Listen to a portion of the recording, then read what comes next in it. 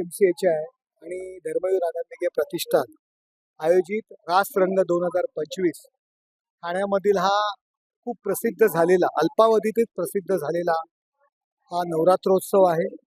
या ठिकाणी खूप मोठ्या प्रमाणात आणि चांगल्या प्रमाणात गरब्याचं आयोजन केलं जातं।